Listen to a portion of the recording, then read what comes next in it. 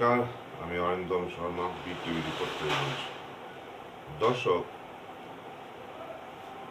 বিকাশ ভবন চত্বরে চাকরি হারাদের আন্দোলনকে কেন্দ্র করে রাজ্যে কি ভয়ঙ্কর পরিস্থিতি দিনের পর দিন বেড়েই চলেছে, সেটা দেখে পশ্চিমবঙ্গবাসী বা এই রাজ্যের বাসী হিসেবে আপনি কতটা আতঙ্কিত, কতটা মর্মাহত বা কতটা চিন্তিত, সেটাই এখন মূল বিষয়।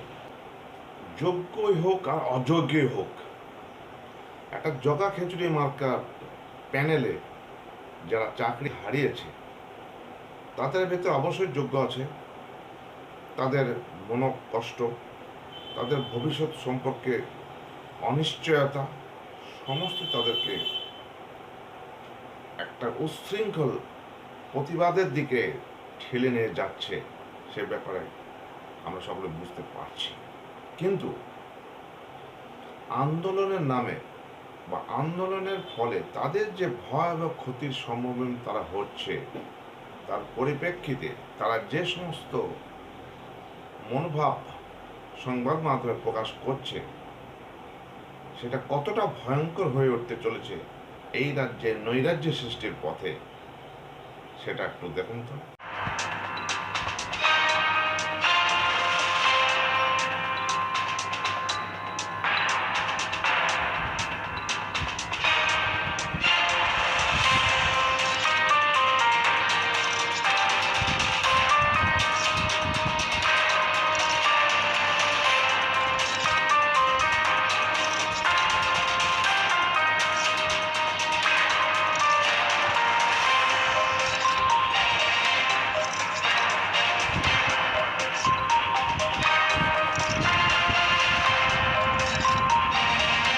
একজন শিক্ষক কতটা অসহায় হলে, কতটা নিরুপায় হয়ে বলে যে মাওবাদীরা আত্মসমর্পণ করে চাকরি পেয়েছে, আর আমাদের আজ চাকরি হারিয়ে আমাদেরকে মাওবাদীর পথে যেতে হবে।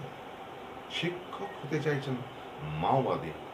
শিক্ষার শেষ রসাতল কাকে বলে, এটা একবার ভেবে দেখলে কি বোঝা যায়, একবার ভাবুন তো। আবার যদি বলি, এই সমস্ত শিক্ষকদের বিকাশ ভবনে প্রতিবাদের যে ঝড় তারা তুলেছে, সে ঝড় সম্পূর্ণ অগণতান্ত্রিক এবং অবৈধ, সেটাও যেমন ঠিক। সম্পূর্ণ আন্দোলন তাদের গণতান্ত্রিক এবং বৈধ, সেটাও ঠিক।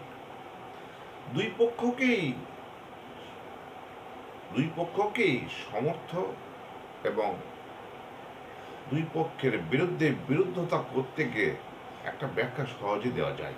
দর্শক দেখুন, তারা চাকরি হারিয়েছে, তাদের ভবিষ্যতের অনিশ্চয়তা তাদের কুড়ি করে খাচ্ছে, তারা বিকাশ ভবনে জঙ্গিপনা শুরু করেছে, সব ঠিক। সেটা যদি তারা গণতান্ত্রিক পদ্ধতি হয়, হকের চাকরি উদ্ধারের চেষ্টায় যদি তাদের আন্দোলন করতে হয়, সেটা যেমন ঠিক, তেমনি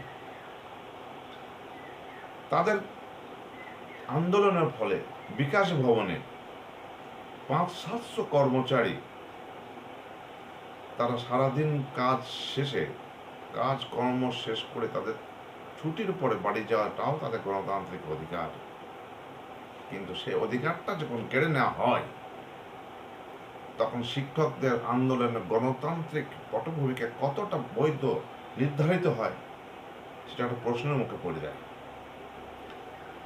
একজন মহিলা কর্মী বিকাশ ভবনে তার মাকে ঠিক টাইম ওষুধ দিতে পারবে না বলে, সময় পার হয়ে যাচ্ছে বলে কতটা নিরুপায় হয়ে সে কিন্তু পাঁচির উপর থেকে ধাপ দিতে বাধ্য হলো। সেটা তো প্রয়োজন ছিল না, সেটা উচিত ছিল না। এটা কোন আইনের মধ্যে পড়ে যে তাকে পাঁচিল টপকে তার কর্মস্থল থেকে তাকে বাড়ি ফিরতে হবে? এটা কাঙ্ক্ষিত নয়।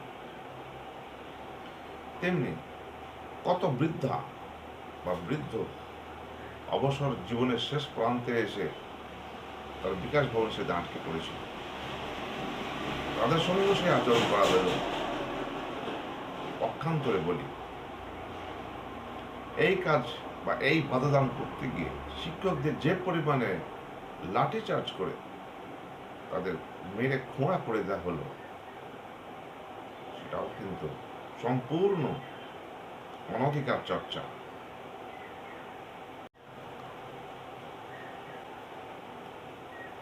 এসব তো চলতেই থাকবে, তার ফল